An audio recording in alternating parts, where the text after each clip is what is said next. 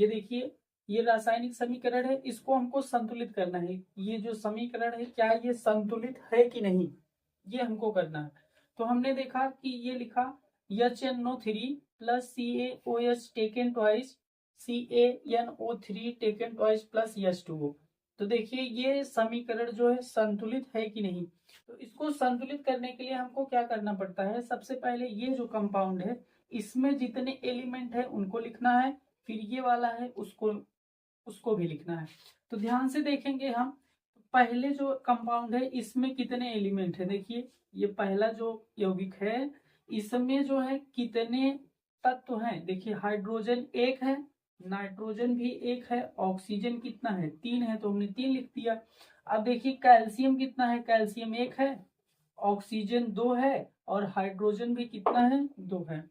अब इधर हम देखेंगे कैल्शियम, देखिए कैल्शियम एक है और नाइट्रोजन दो है, क्योंकि यहाँ टेकन ट्वाइस लगा है तो इसका मतलब ये है नाइट्रोजन दो है। और ऑक्सीजन तीन था, तो तीन तीन दूना छः, तो ऑक्सीजन कितना हो गया, छः। तो पहला कंपाउंड हमने देखा कि इसमें जो है कैल्शियम एक हुआ, नाइट्रोजन दो हुआ, और ऑक्सीजन कितना हुआ, छह हुआ। ये पहला हो गया। अब दूसरा कंपाउंड देखिए, लिखते हैं हम, ये देखिए। अब यहाँ देखिए ये हाइड्रोजन है इसमें, और क्या क्या है इसमें, ऑक्सीजन है। तो ध्यान से देखेंगे कि कितना हाइड्रोजन है, दो हाइड्रोजन है। ऑक्सीजन कितना है, ऑक्सीजन यहाँ पर एक है। कितना ऑक्सीजन है, ऑक्सीजन यहाँ पर एक है।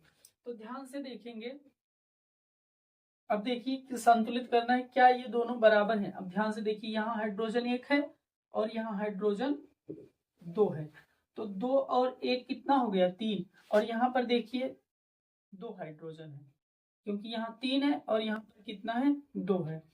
तो अब इसको हमको बराबर करना है, तो हम इसको बराबर कैसे करेंगे, जैसे यहाँ पर देखिए नाइट्रोजन एक है और यहाँ पर नाइट्रोजन दो है, और यहाँ पर ऑक्सीजन तीन है, यहाँ पर ऑक्सीजन छह है।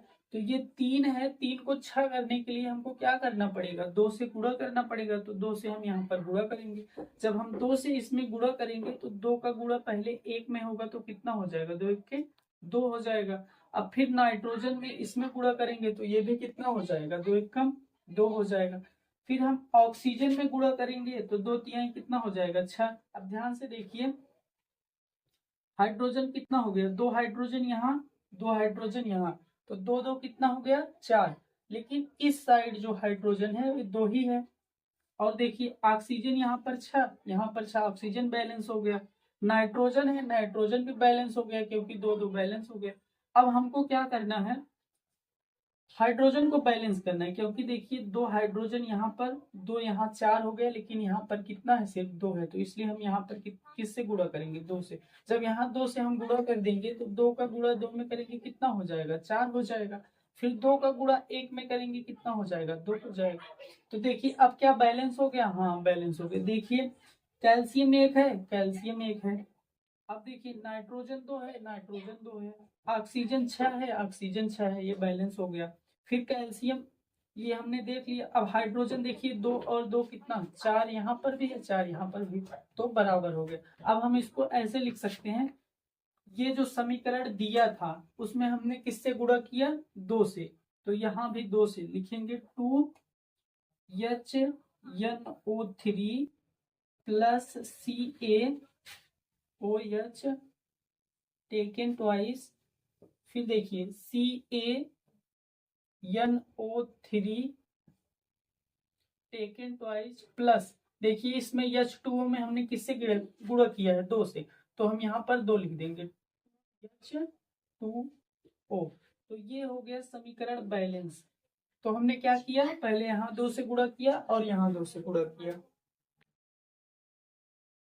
अब हम देखने वाले हैं दूसरा समीकरण। देखिए दूसरा, पहला हमने समझ लिया, अब दूसरा हम लिखेंगे। देखिए दूसरा है NaOH प्लस H2SO4, ये दिया है, इसके बराबर क्या है, Na2SO4 प्लस H2O। अब ये देखना है कि क्या ये संतुलित है कि नहीं है, ये हमको देखना है।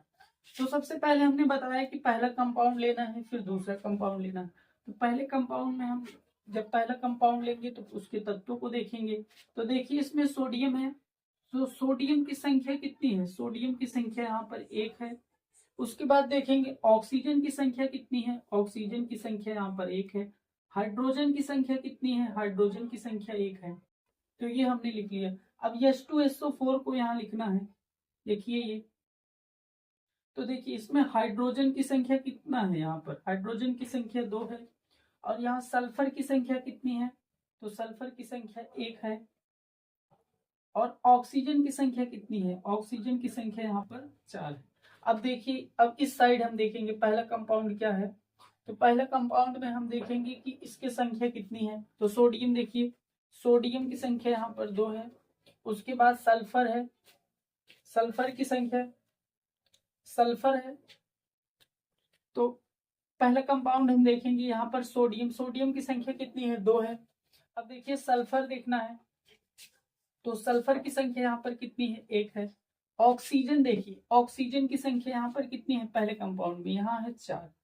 तो इतनी चीजें हमने लिख लिया। अब दूसरा हम लिखेंगे यहाँ पर, देखिए ये क्या है, हाइड्रोजन है। हाइड्रोजन की संख्या कितनी है, 2। यहाँ पर क्या है, ऑक्सीजन है। ऑक्सीजन की संख्या कितनी है, 1 है। तो अब देखिए क्या दोनों तरफ बराबर हैं। तो देखिए यहाँ पर सोडियम 1 है, यहाँ पर सोडियम 2 है। और यहाँ पर ऑक्सीजन 1 यहाँ पर, 1 यहाँ, कितना हो गया, 4 और 1 5। और यहाँ पर देखिए ऑक्सीजन कितना है, 4 है। और यहाँ पर 1 5 बराबर है। हाइड्रोजन कितना है, 2 है। यहाँ भी हाइड्रोजन कितना है, 2 है। लेकिन यहाँ पर हाइड्रोजन कितना है, 3 है। हाइड्रोजन यहाँ पर देखिए, 1 हाइड्रोजन यहाँ पर, 2 हाइड्रोजन यहाँ पर। तो इसको हमको बराबर करना है। तो जब हम बराबर करेंगे, और एक चीज हमको इसमें क्या बराबर करना है, देखिए ऑक्सीजन यहाँ पर 1 है और 4 यहाँ पर है। 4 1 कितना हो गया, 5। और यहाँ भी 4 है और यहाँ भी 1 है। 4 1 5।